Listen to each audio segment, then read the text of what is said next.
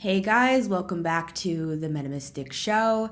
This week we're going to talk about soulmates, more specifically soul contracts.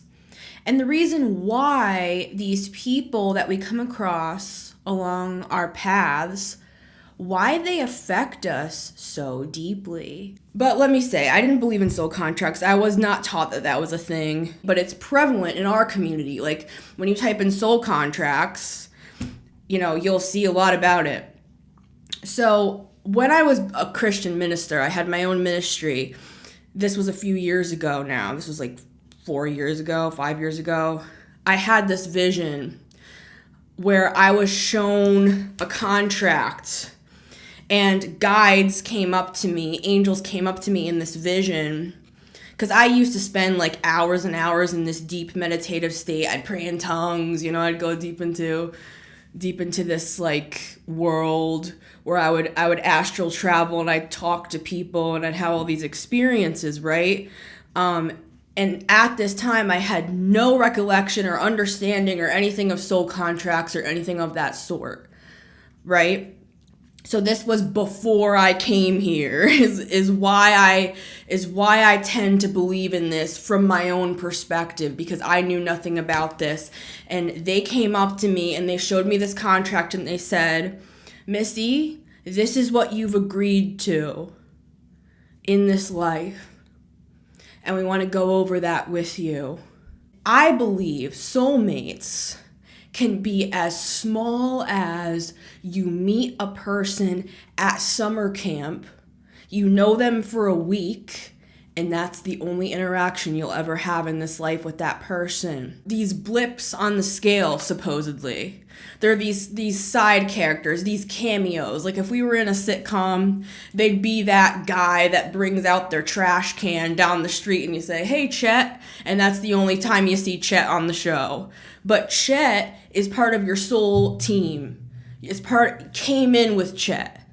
Chet matters. Chet is a person that is part of the narrative of this movie that is our lives. And we all have our own movie. We're all seeing the world from our own perspective. And we're coming together and forming this big I, so to speak, of the divine. That is what makes up the collective, in my opinion, of course. Reason number one, why these soulmates affect us so deeply. Why do they affect us? Aside from the fact, everything I just said, that we're meant to meet these people, but let's go into a little bit deeper. Reason number one, why they affect us so deeply, is because they are our teachers. We're learning from them. They were sent into our path to teach us something about ourselves. Let me give you an example of somebody that I consider to be a soulmate along my path. I took care of this boy, Dominic. At the time when I first met him, he was 7 years old, and I was his nanny for 3 years. And he was on the spectrum, high-functioning autism. It took a lot to earn his trust. And he would come and sit in my lap with his iPad, and he'd be on his Minecraft game, and he would snuggle up with me. And he had two younger twin siblings. When they would start screaming, I would get him the noise-canceling headphones, and he would just like rock back and forth as he was like sitting with me. And the overstimulation and the feeling of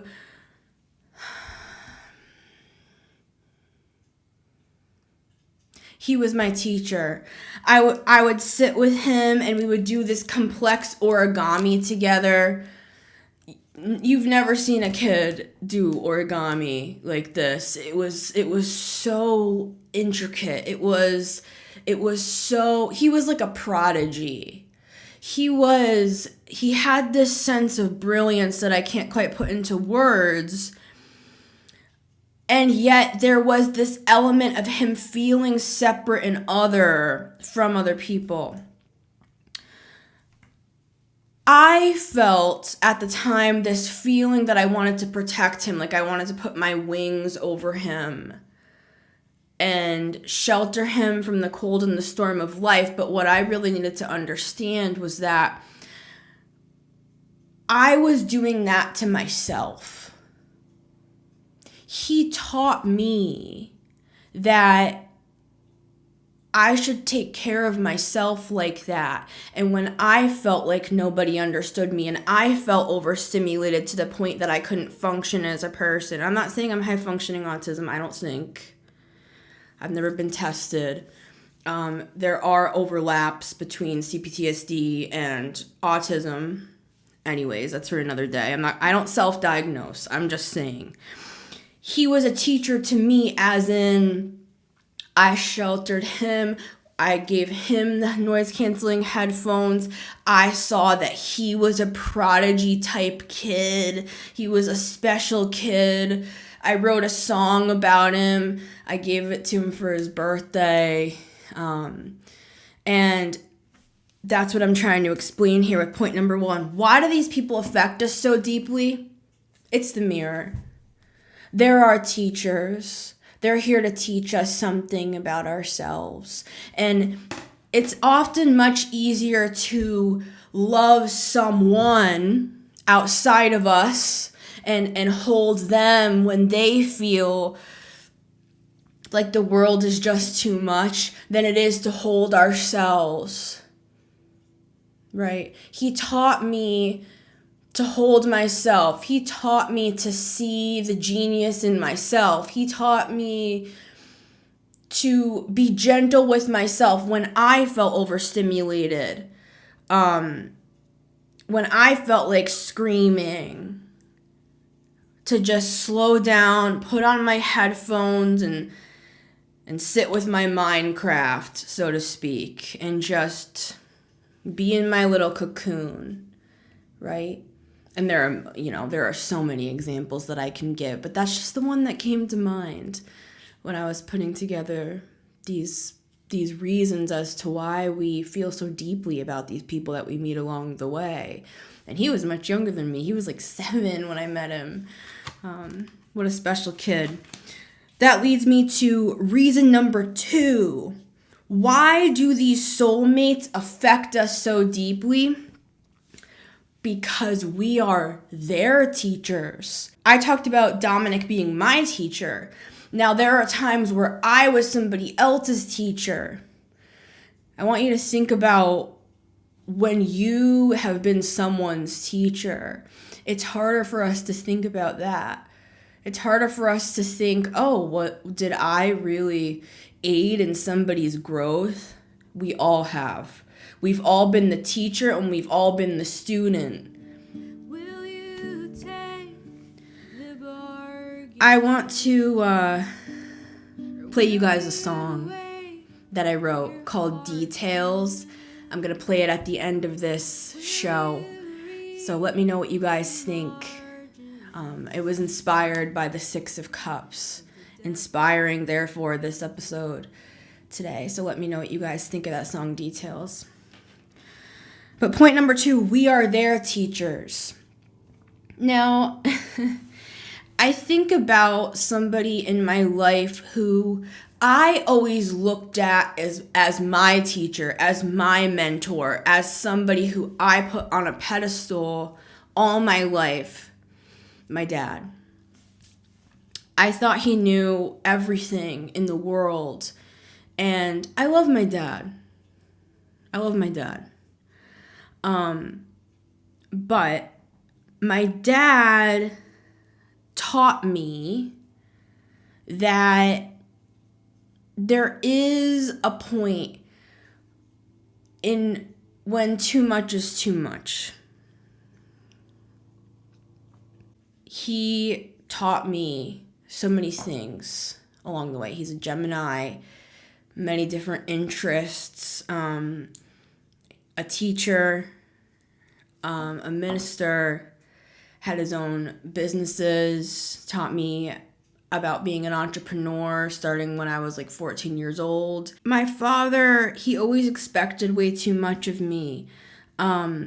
and I couldn't ever relax around him. I always felt like it was just too much. I have a lot of things I can say about this. I've spent the last 6 years or so doing some deep healing. It started off when I began studying narcissistic abuse years ago now. Understanding that my upbringing was different than other people, understanding that this relationship dynamic wasn't quite normal, nor the broader family collective and the way we interacted. We all played these roles in this narcissistic dynamic. And I love my father. Nothing's black and white, nothing's good or bad, and that's part of this episode today. These soulmates, why do they affect us so deeply? Because that's the point. They're supposed to. There are two sides to this. Like the Dominic story, very sweet, about self-love. He taught me how to love myself even though I felt like I was different, right? With my dad, me being his teacher, and that's more what I'm getting into here. And I'm sorry for calling out my dad in a public forum, but he, you know what I mean? He can handle it, trust me. Anyways, I love my dad, but there's a reason I had to separate from him. Part of my being a teacher to him, I believe, is to teach him to love himself. It's a dynamic, and this is part of where the karmic side of these contracts come in. It's all, for me, it's all just a big soup of lessons. All of this stuff dates back. It's not about this lifetime only. It's these parts we played before. Maybe in a past life, he was my son. Right? I'm just saying. I try not to look at anything as good or bad. I try to look at it as all valuable, right? And maybe the best possible thing that you can do to be somebody's teacher is to separate yourself from that person. Maybe your absence is what will help them see and understand from a distance their own selves, because at the end of the day, most soulmates are a mirror. So that brings me to my final reason why soulmates affect us so deeply. Number 3, it's for our soul growth. That's why. Like I said, and I've said it throughout this episode, it's a very simple thought that I've had on throughout this episode is, what is the reason for all this? Soulmates can feel amazing. It's like looking back at old scrapbooks, old friends, family members, lovers even. You know, you can even if you broke up with the person or they broke up with you or whatever, you can still be like, wow, we had some great times together. These people are family, they're friends, they're lovers. I believe even pets. I believe that we come in with a group and they could be these side characters even that, like, think of the Truman Show. Think of the movie The Truman Show. I believe it's kind of like that, where we are in this simulation of sorts, even though I don't believe it's a simulation. I believe it's an organic structure, that it's all real. I don't believe it's like a bunch of pixels like the Matrix. I don't believe that. But it's something like that. It's an allegory, right? We didn't even have technology like that 300 years ago. Do you know what I'm saying? So like, I do believe it's organic, it's biology, it's trees, it's matter, it's humanity. We're here to experience the depths of pain and sorrow and the heights of joy and ecstasy and the plateau of boredom and hard work that it takes to get somewhere day after day after day after day. We're here to experience all these things, and a lot of us experience most of it through what? These people, these soulmates. It's here to help us grow and to help other people grow, and I do believe that we come here with these agreements, with these soul contracts. So thank you, everybody. It's been Missy Gordon, the Metamystic here, and here is my song, Details.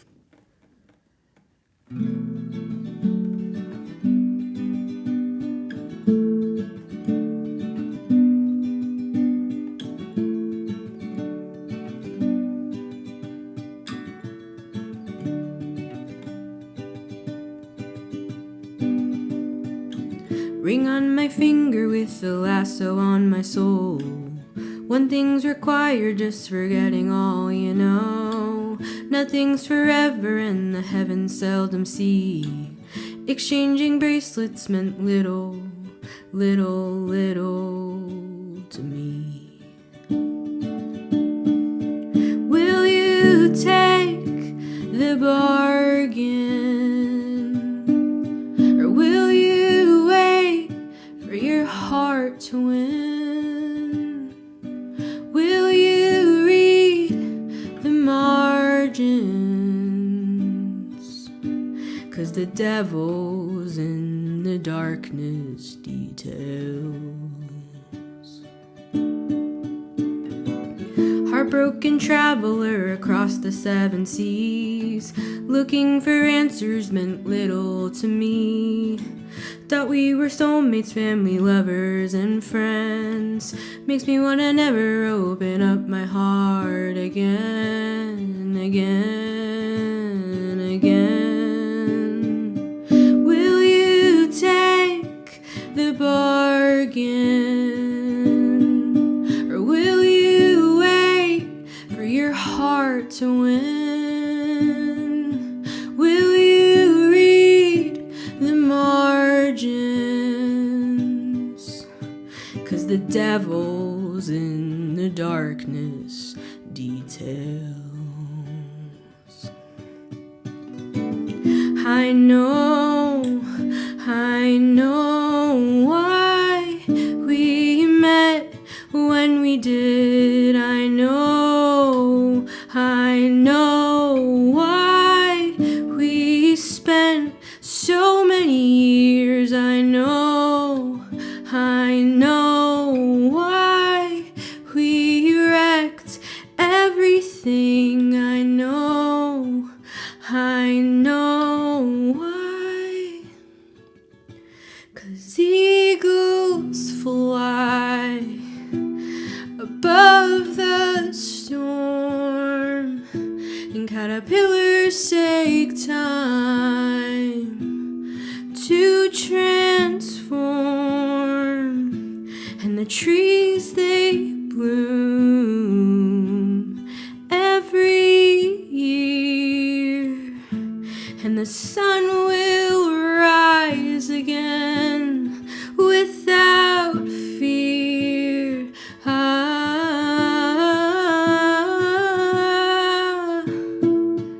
Will you take the bargain, or will you wait for your heart to win? Will you read the margins? 'Cause the devil's in the darkness details. The devil's in the darkness. The devil's in the darkness. The devil's in the darkness details. The devil